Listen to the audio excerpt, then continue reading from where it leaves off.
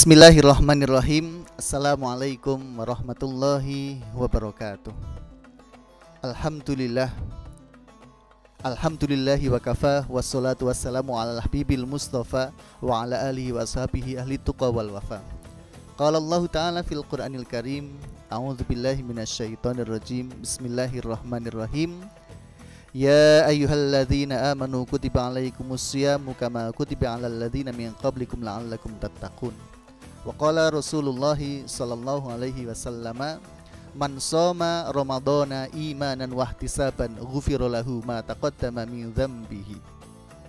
Pemirsa yang dimuliakan Allah Subhanahu wa taala, kembali bertemu di dalam majelis yang membahas tentang keluarga, khususnya di bulan Ramadan ini, pemirsa. Maka menjadi renungan kita bersama, bagaimana kita menghidupkan Ramadan ini bersama keluarga. Allah Subhanahu wa taala mensyariatkan kita untuk melaksanakan ibadah puasa ini adalah satu ibadah yang sangat agung. Lalu di antara keagungan Ramadan itu apa? Di antara keagungan Ramadan itu apabila kita melaksanakan ibadah Ramadan itu bukan sendiri, tetapi bersama. Inilah secara umum syariat Islam bahwa ibadah itu lebih enak, lebih senang kalau dikerjakan bersama-sama. Sholat, begitu sholat itu ditunaikan secara berjamaah, maka orang akan lebih khusyuk, pikirannya tidak kemana-mana. Orang berpuasa, kalau hanya seorang diri dia berpuasa, masih banyak saudaraku yang tidak puasa. Tapi kalau bersama-sama maka rasanya nikmat, lapar tidak terasa, haus pun temannya banyak. Begitu juga haji, dilaksanakan bersama-sama.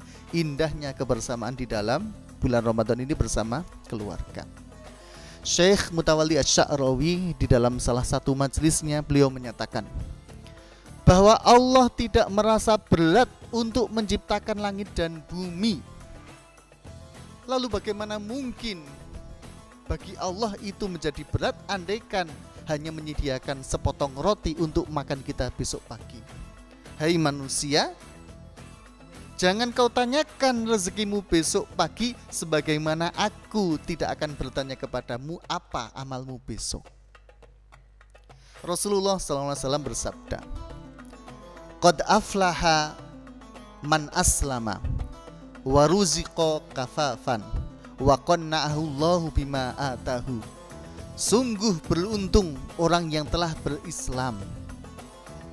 Yang kedua adalah, dan dia diberikan rezeki yang cukup. Setelah Islam rezekinya cukup, wa qanna'ahu Allahu bima atahu, dan dia merasa cukup dengan pemberian Allah Subhanahu wa taala. Lalu jamaah, pemirsa yang dimuliakan Allah Subhanahu wa taala, dengan pemberian Allah itu kepada keluarga kita, maka kita gunakan sebaik-baiknya untuk beribadah kepada Allah Subhanahu wa taala. Mari Ramadan ini disambut dengan penuh sukacita. Maka dalam tradisi Ramadan ada istilah tarhib. Apa itu tarhib? Tarhib itu dari kata rohaba yang artinya lapang, yang artinya luas. Maka orang Arab kalau ada tamu datang, dia mengucapkan marhaban, ahlan wa sahlan. Marhaban, selamat datang, ahlan, engkau dianggap sebagai keluarga, wasahlan, dan semua urusan dianggap mudah. Oleh karena itu, begitu juga dengan Ramadan. Mari kita sambut dengan ungkapan yang penuh dengan sukacita dan bahagia. Kita menyambut datangnya Ramadan ini seluruh keluarga kita. Mari bangunkan anak kita. Kita latih anak kita yang masih kecil. Nak, bangun nak. Bangun nak untuk sahur. Ayo sahur bersama ayah, sahur bersama bunda. Ya, ajarkan mereka untuk berpuasa. Setelah maghrib, ajarkan anak untuk datang ke masjid, datang ke musola, ke surau untuk sholat tarawih bersama-sama. Nah, ibadah Ramadan bukan hanya siang hari yaitu berpuasa, tetapi rangkaian seluruh kegiatan harian kita dalam rangka ibadah itu sangat banyak sekali. Ada puasa, ada buka bersama, ada tarawih bersama, ya. Kemudian berikutnya adalah apa? Yaitu membaca Al-Quran. Jadikan keluarga kita itu ahli Quran, karena ahli Quran adalah keluarganya Allah Subhanahu wa taala. Pemirsa yang dimuliakan Allah Subhanahu wa taala, bahwa Al-Quran akan berikan syafaat kepada kita. Kalau kita tidak didik anak kita, kalau tidak kita didik istri kita untuk memahami Al-Quran, membaca Al-Quran, lalu bagaimana nasib kita besok di akhirat nanti? Tetapi kalau kita jadikan istri kita, anak-anak kita, suami kita, seluruh anggota keluarga kita ini ahli Quran, maka sesungguhnya mereka adalah ahli Allah. Mereka adalah keluarganya Allah Subhanahu wa ta'ala. Jangan lupa saudara-saudara, jamaah yang dimuliakan Allah Subhanahu wa ta'ala, ya, semakin ke belakang bukannya semakin surut ibadahnya, bukan semakin berkurang, tetapi justru ibadah kita semakin naik. Oleh karena itu, sebagian ulama salaf menyatakan bulan Rajab adalah bulan menanam, bulan Sya'ban adalah bulan menyiram, dan bulan Ramadan adalah bulan memanen. Rajab sudah pada pemanasannya, dan kemudian di bulan Sya'ban sudah kita tingkatkan, maka di bulan Ramadan justru semakin kencang. Apalagi di 10 hari terakhir di bulan Ramadan itu kita semakin kuat untuk mengajak keluarga kita. Ayo nak, ayo sayang, ayo bangun, ya, untuk melaksanakan iktikaf di masjid, ya, iktikaf di masjid. Satu hal penting bagaimana mengajarkan anak kita di suasana, di situasi, di tengah pandemi, apalagi fasilitas rumah yang mewah, permainan banyak, HP yang teknologinya semakin canggih. Kalau tidak ajarkan pada anak kita itu ilmu agama, mereka akan terlena dengan fasilitas hidup itu.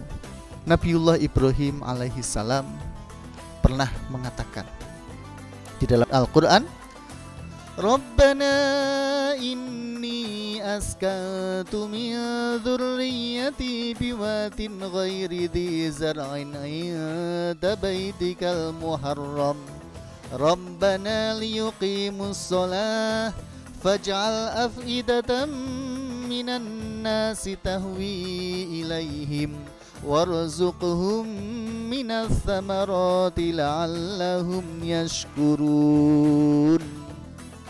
Ya Allah, aku tempatkan anak keturunanku di suatu lembah yang tidak ada tanaman, di suatu kehidupan yang tidak diberikan kemudahan, tetapi dekat dengan rumah-Mu ya Allah. Apa tujuannya? Rabbana liyuqimus shalah, agar mereka mendirikan sholat. Jadi pemirsa yang dimuliakan Allah Subhanahu wa ta'ala, mendidik anak agar menjadi ahli Quran, agar menjadi keluarganya Allah, adalah dididik dengan nilai-nilai agama, adalah dididik dengan nilai-nilai Al-Quran. Supaya apa? Supaya fasilitas rumah itu tidak melenakan kita, melenakan anak-anak kita. Mereka yang tumbuh tidak dengan nilai-nilai Islam, otomatis di dalam surat Al-Kahfi dinyatakan bahwa mereka itu adalah wattabau asyahwat. Mereka itu akan mengikuti syahwat mereka, keinginan hedonisme mereka. Kalau sudah seperti itu bagaimana? Wa kana amruhu furuto, mesti urusan hidupnya, soal kehidupannya mesti berantakan, melampaui batas. Karena apa? Karena dia jauh dari Al-Quran. Oleh karena itu, jamaah yang dimuliakan Allah Subhanahu wa ta'ala, satu momentum penting dalam kehidupan kita adalah mengajak keluarga kita untuk menghidupkan syiar-syiar Ramadan. Bersihkan mukena, siapkan sajadah, siapkan infak terbaik. Supaya apa? Anak-anak kita terbiasa, dia mencintai Islam, dia mencintai masjid, dia mencintai syariat Islam, dan dia membela agamanya. Kalau tidak, bagaimana? Dia akan semakin jauh dari agama. Lalu siapa akan berikan syafaat kita besok di akhirat kalau bukan anak kita? Bukankah anak adalah salah satu syafaat besok di hari akhir? Kalau anak kita tidak bisa beri syafaat, bagaimana mungkin kita tidak bisa menolong anak kita besok di akhirat? Pemirsa yang dimuliakan Allah Subhanahu wa ta'ala, ya, dari momentum Ramadan ini kita jadikan sebaik-baik kesempatan ini untuk meningkatkan ibadah kita. Jangan sampai berlalunya Ramadan tapi kita tidak diampuni, atau kita melihat, mengevaluasi sudah berapa banyak saudara kita yang meninggal karena corona. Sudah berapa banyak tetangga kita itu yang mati terkena positif COVID-19. Sahabat-sahabat kita yang sudah mendahului kita, mudah-mudahan mereka diampuni oleh Allah SWT. Tapi bagi kita yang masih hidup, keluarga kita yang masih utuh, mari doakan supaya mendapati kesempatan Ramadan ini dengan penuh kebahagiaan, kesehatan, sehingga dia bisa melaksanakan ibadah puasa full 30 hari. Demikian akhirul kalam. Assalamualaikum warahmatullahi wabarakatuh.